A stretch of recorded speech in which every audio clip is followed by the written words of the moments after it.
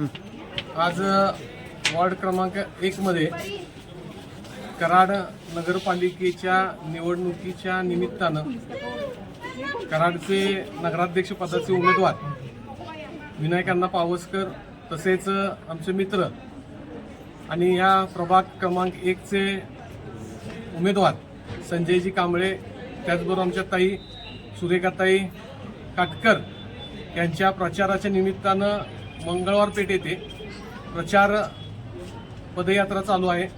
त्यामध्ये प्रत्येक मतदाराला घर टू घर भेटणे आणि त्यांच्याशी चर्चा विनिमय करणे, त्यांच्या अडीअडचणी काय आहेत त्यांच्याशी चर्चा करून त्या सोडवण्याचा प्रयत्न करणे, यावर आम्ही तिन्ही उमेदवारांनी मिळून भर दिलेला आहे।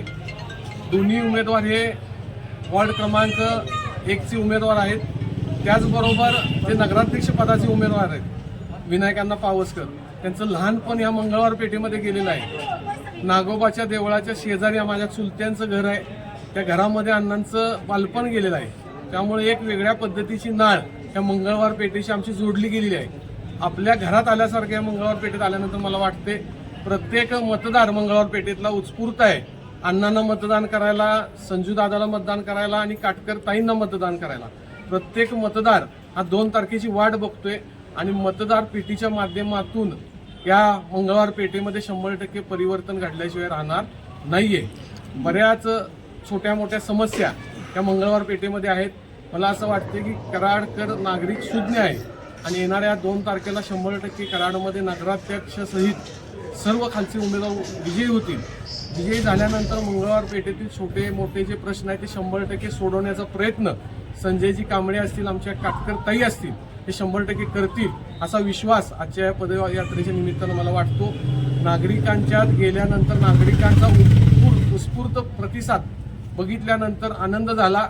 सर्व एक गट्टा मतदार या मतदारसंघामध्ये काम करणारे भारतीय जनता पार्टीच्या कमळ चिन्हावर मतदान करणार आहेत। मी आज सर्व कराड शहराबरोबर 1 नंबर प्रभागातील सर्व मतदारांना आवाहन करू इच्छितो की उद्याच्याला सायंकाळी 2 वाजता दत्त चौक येथे महाराष्ट्राचे लाडके मुख्यमंत्री आदरणीय देवेंद्रजी फडणवीस साहेब यांची सभा होणार आहे।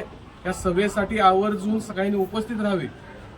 साहेबांचं तुम्हाला माहिती आहे की बोलत नाही तर करून दाखवतात, त्या भावनेतून साहेब उद्या येणार आहेत।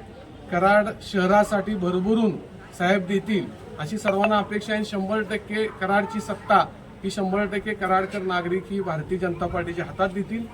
चांगल्या विचाराच्या चांगल्या माणसाला ही सत्ता कराडकर 100% सुपूर्द करणार आहे।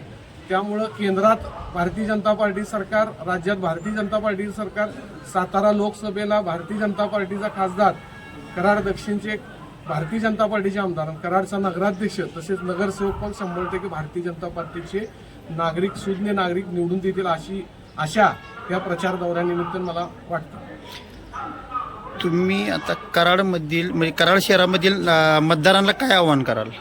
कराड शहरातील सर्व मतदारांना मी आवाहन करू इच्छितो की भारतीय जनता पार्टीचे या कराड शहरामध्ये 27 उमेदवार उभे आहेत। हे 27 उमेदवार त्यातले जवळजवळ 70 ते 80% उमेदवार हे समाजाचं आपण काहीतरी देणं लागतो, जनसेवा हीच ईश्वर सेवा हे मानून चालणारे उमेदवार आहेत। आपल्याला नगरसेवक पदाचं कार्ड पाहिजे आणि कार्ड घेऊन सगळ्या गावभर फिरायचं आहे, अशा दृष्टिकोनातून एकही उमेदवार आपण दिलेला नाही, उमेदवारी दिलेली नाही।